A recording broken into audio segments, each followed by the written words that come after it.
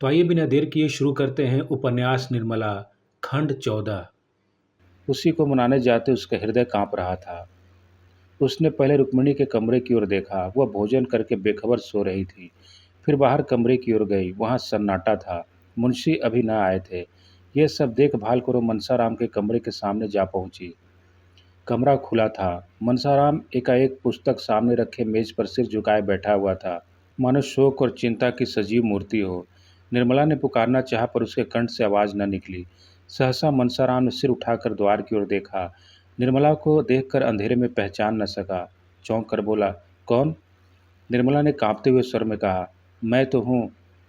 भोजन करने क्यों नहीं चल रहे हो? कितनी रात हो गई?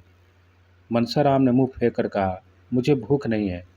निर्मला, यह तो मैं 3 बार भोंगी से सुन चुकी हूँ। मनसाराम, तो चौथी बार मेरे मुंह से सुन लीजिए। निर्मला, शाम को भी तो कुछ खाया नहीं था, भूख क्यों नहीं लगी?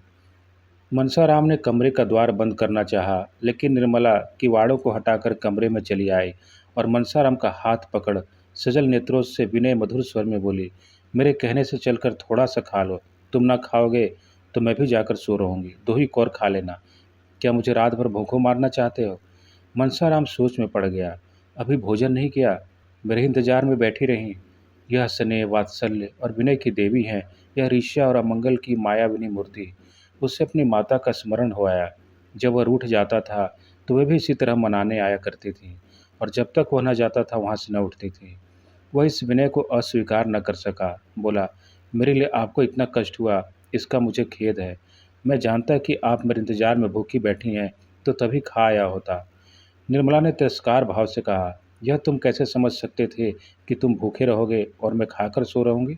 क्या विमाता का नाता होने से ही मैं ऐसी स्वार्थनी हो जाऊंगी? सहसा मर्दाने कमरे में मुंशी जी के खांसने की आवाज़ आई। ऐसा मालूम हुआ कि वह मनसाराम के कमरे की ओर आ रहे हैं।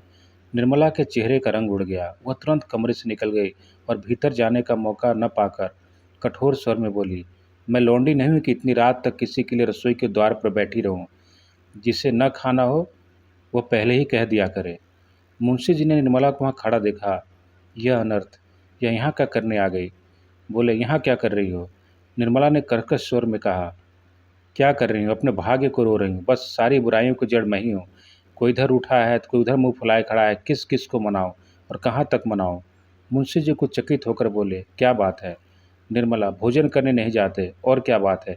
10 दफ़े महरी को भेजा, आखिर आप दौड़ी आई। इन्हें तो इतना कह देना आसान है, मुझे भूख नहीं है। यहाँ तो घर भर की लौंडी हूँ। सारी दुनिया मुंह में कालिक पोतने को तैयार। किसी को भूख न हो, पर कहने वालों को यह कहने से कौन रोकेगा कि पिशाचिनी किसी को खाना नहीं देती? मुंशी जी ने मनसाराम से कहा, खाना क्यों नहीं खा लेते जी? जानते हो क्या वक्त है? मनसाराम स्तंभित खड़ा था। उसके सामने एक ऐसा रहस्य हो रहा था जिसका मर्म कुछ भी न समझ सकता था। जिन नेत्रों में एक क्षण पहले विनय के आंसू भरे हुए थे, उनमें अकस्मात ईर्ष्या की ज्वाला कहाँ से आ गई? जिन अधरों से एक क्षण पहले सुधावृष्टि हो रही थी, उनमें से विष प्रवाह क्यों होने लगा? उसी अर्ध चेतना की दशा में बोला, मुझे भूख नहीं है। मुंशी जी ने घुड़क कर कहा, क्यों भूख नहीं है? भूख नहीं थी तो शाम को क्यों नहीं कहला दिया? तुम्हारी भूख के इंतजार में कौन सारी रात बैठा रहे? तुम्हें पहले तो ये आदत न थी, रूठना कब से सीख लिया? जाकर खा लो। मनसाराम, जी नहीं, मुझे जरा भी भूख नहीं है। तोताराम ने दांत पीस कर कहा, अच्छी बात है, जब भूख लगे तब खाना। यह कहते हुए अंदर चले गए। निर्मला भी उनके पीछे ही चली गई। मुंशी जी तो लेटने चले गए। उसने जाकर रसोई उठा दी और कुल्लाकर पान खा मुस्कुराती हुई आ पहुंची।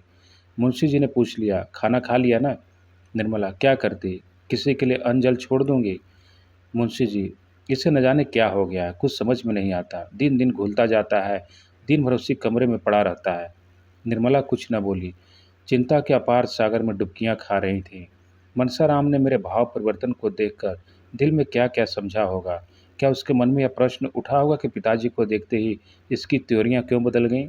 इसका कारण भी क्या उसकी समझ में आ गया होगा? बेचारा खाने आ रहा था, तब तक क्या महाशय न जाने कहाँ से फट पड़े।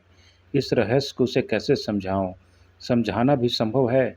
मैं किस विपत्ति में फंस गई। सवेरे वह उठकर घर के काम धंधे करने लगी। सहसा 9 बजे भूंगी ने आकर कहा, मनसा बाबू तो अपने कागज पत्तर सब इक्के पर लाद रहे हैं। भूंगी, मैंने तो पूछा तो बोले अब स्कूल में ही रहूँगा। मनसाराम प्रातःकाल उठकर अपने स्कूल के हेडमास्टर साहब के पास गया था और अपने रहने का प्रबंध कराया था। हेडमास्टर साहब ने पहले तो कहा, यहाँ जगह नहीं है। तुमसे पहले के कितने ही लड़कों के प्रार्थना पत्र पड़े हुए हैं। लेकिन जब मनसाराम ने कहा, मुझे जगह न मिलेगी तो कदाचित मेरा पढ़ना न हो सकेगा और मैं इम्तिहान में शरीक न हो सकूं, तो हेडमास्टर साहब को हार माननी पड़ी। मनसाराम के प्रथम श्रेणी में पास होने की आशा थी। अध्यापकों को विश्वास था कि वह उस शाला की कीर्ति को उज्जवल करेगा।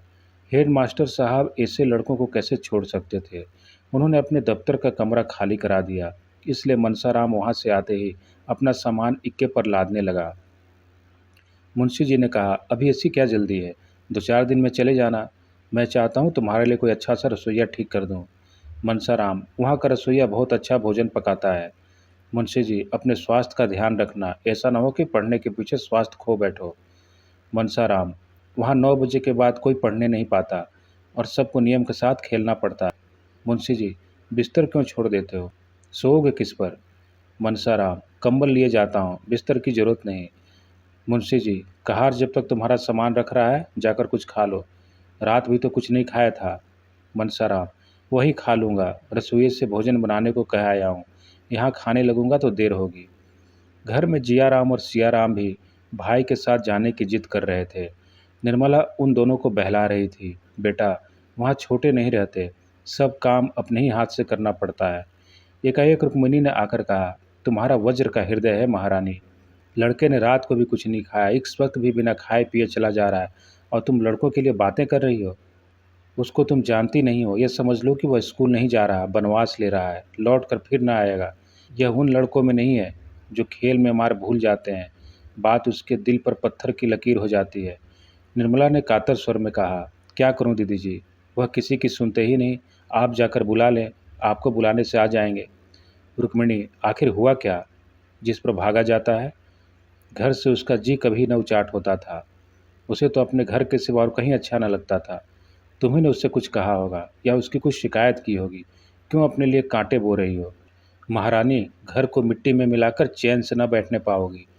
निर्मला ने रोकर कहा, मैंने उन्हें कुछ कहा हो तो मेरी जबान कट जाए। हाँ, सौतेली माँ होने के कारण बदनाम तो हूँ ही, आपके हाथ जोड़ती हूँ, जरा जाकर उन्हें बुला लाइए। रुक्मिणी ने तीव्र स्वर में कहा, तुम क्यों नहीं बुला लाती, क्या छोटी हो जाओगी, अपना होता तो क्या इसी तरह बैठी रहती। निर्मला की दशा उस पंखहीन पक्षी की तरह हो रही थी जो सर्प को अपनी ओर आते देखकर उड़ना चाहता है पर उड़ नहीं सकता, उछलता है और गिर पड़ता है, पंख फड़फड़ा कर रह जाता है। उसका हृदय अंदर ही अंदर तड़प रहा था पर बाहर न जा सकती थी। इतने में दोनों लड़के आकर बोले, भैया जी चले गए। निर्मला मूर्तिवत खड़ी रही, मानो संज्ञाहीन हो गई हो। चले गए, घर में आए तक नहीं, मुझसे मिले तक नहीं और चले गए। मुझसे इतनी घृणा, मैं उनकी कोई न सही, उनकी बुआ तो थी, उनसे तो मिलने आना चाहिए था। मैं यहाँ थी ना, अंदर कैसे कदम रखते, मैं देख लेती ना, इसलिए चले गए। उपन्यास निर्मला का आगे का भाग खंड 15 में